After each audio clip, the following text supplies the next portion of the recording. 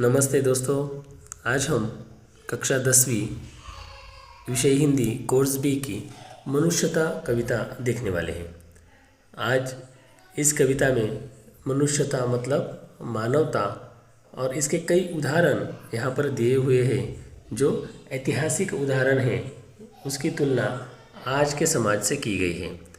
मनुष्यता एक रूप है, मनुष्यता एक भाव है जो हर किसी व्यक्ति के अंदर वहाँ पर छुपा होता है, लेकिन मनुष्यता दिखाना हर एक की बात नहीं होती।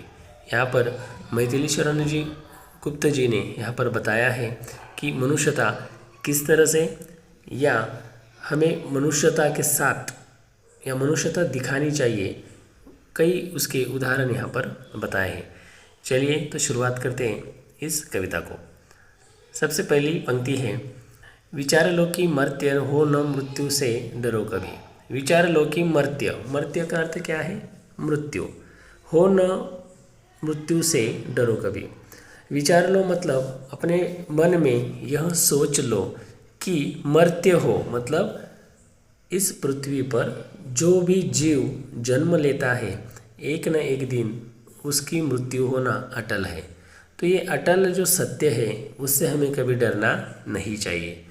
हर किसी जीव को यहाँ पर जीवित रहने के लिए कुछ समय वहाँ पर मिला है, उसी समय में हम यहाँ जीवित रह सकते हैं। एक समय ऐसा आता है कि उस जीव की मृत्यु हो जाती है।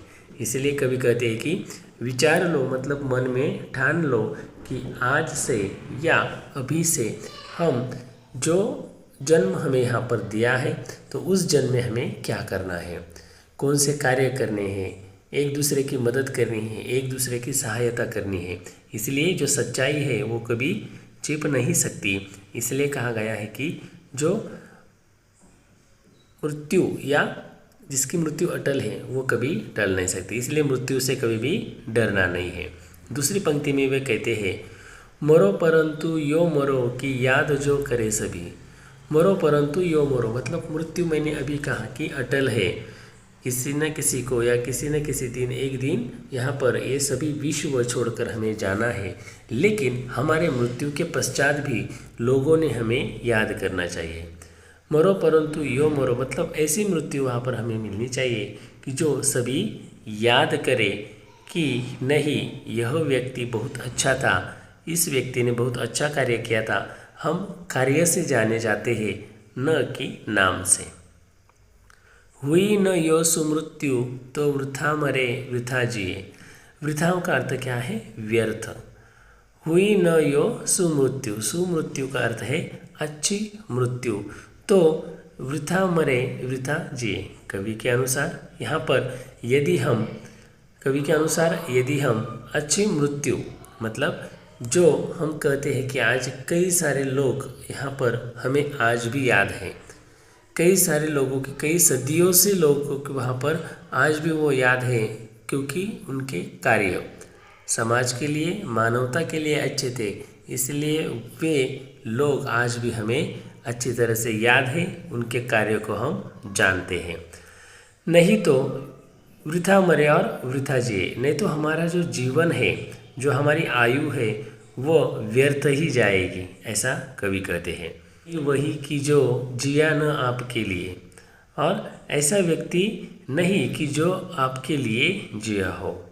मरा नहीं वही कि जो जिया न आपके लिए, जो दूसरों के लिए जीता है, दूसरों की भलाई चाहता है, ऐसे व्यक्ति की कभी मृत्यु नहीं होती। वह व्यक्ति अमर हो जाता है, उसका नाम वहाँ पर अमरता के साथ लिया जाता है। यही पशु प्रवृत्ति है कि आप ही चरे।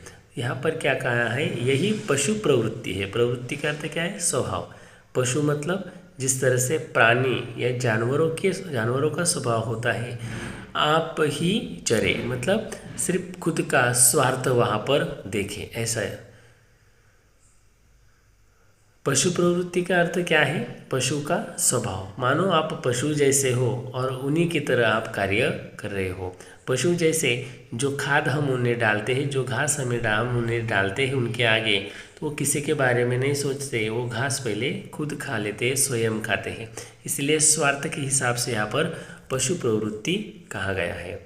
वही मनुष्य है कि जो मनुष्य के लिए मरे। और कवि अंत में कहते हैं कि वही मनुष्य है, सच्चा मनुष्य किसे कहते हैं? जो मनुष्य के लिए मरे, मतलब दूसरे व्यक्ति के भलाई के लिए वो हमेशा कार्यरत रहे, दूसरों की भलाई करे और दूसरों के लिए ही सच्चा कार्य, या असलियत में सिर्फ दिखावे के लिए नहीं बल्कि वास्तविकता में दूसरों की भलाई का उन्होंने सोचा हो और वो निस्वार्थ दूसरों की सेवा करे, इसी को हम कहेंगे वही सच्चा मनुष्य है।